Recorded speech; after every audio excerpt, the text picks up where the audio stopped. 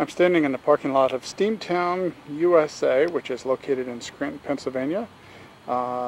It's a museum which houses, set up by the National Park System, which houses a lot of the steam locomotion that was used in the United States.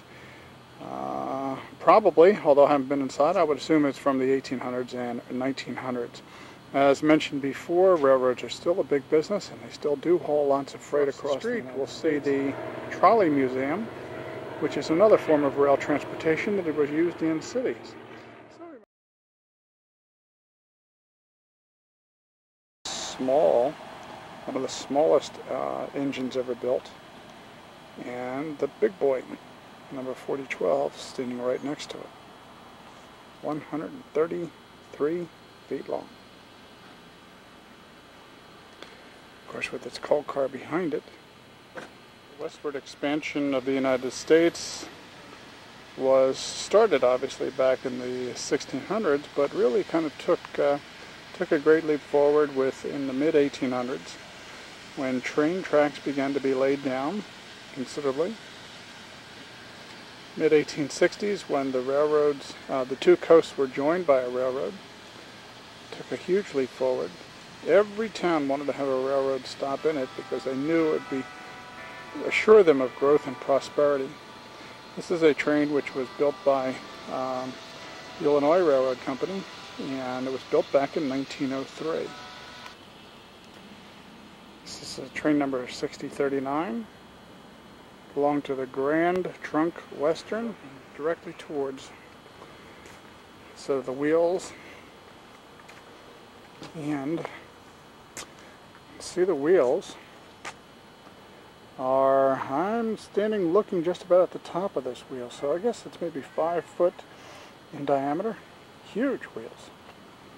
This train number 6039 was built back in 1925 and purchased by the Grand Trunk Western Railroad. If you get an opportunity to speak to grandparents and older uncles and aunts, great-grandparents, you'll hear them talking possibly fondly about the Reading Railroad and taking trips on the railroad throughout the Pennsylvania area. Never built.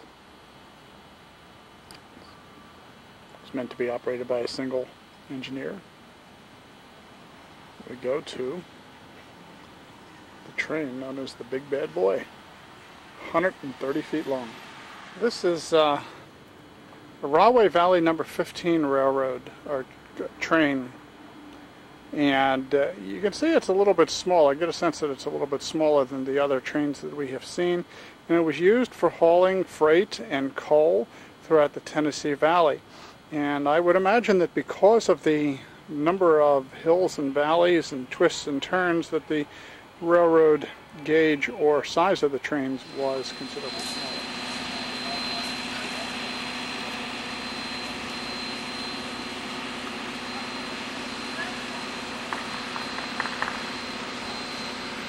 Business applications. This one, it looks like it's hauling some circus kind of trains, little small cars on the beds, flatbeds. This one looks like it's a cage for animals, wild animals. Smaller one.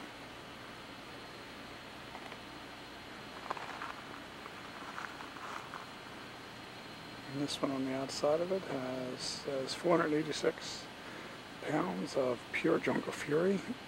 Moto, I wonder what that is. Circus Rose.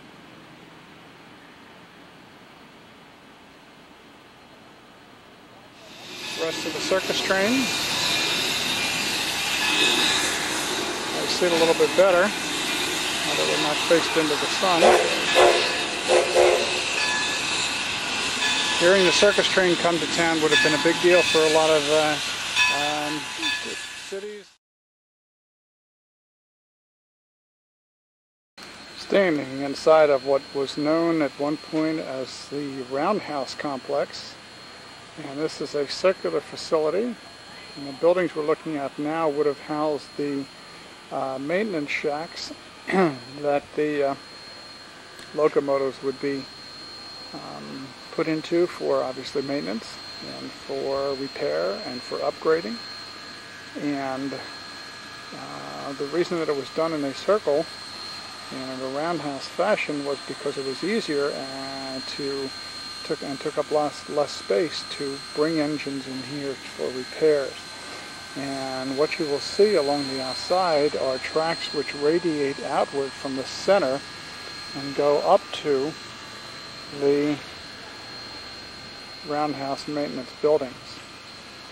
And so what would have happened is a railroad car, a train would have been brought into the roundhouse along these tracks.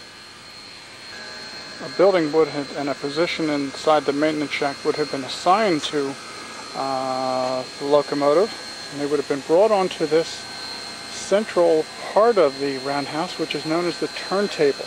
And it's really nothing more than a huge merry-go-round. And the tracks would have, the locomotive would have been positioned over the center of this turntable, and the man in the booth there would have then started up his motor, and this whole track would have then rotated around to position the end of the track down there to the correct set of shows the numbers that are assigned to the different maintenance positions building. I'm up upstairs in the museum looking down on the roundhouse, and this gives us a little bit better picture of the turntable we saw earlier.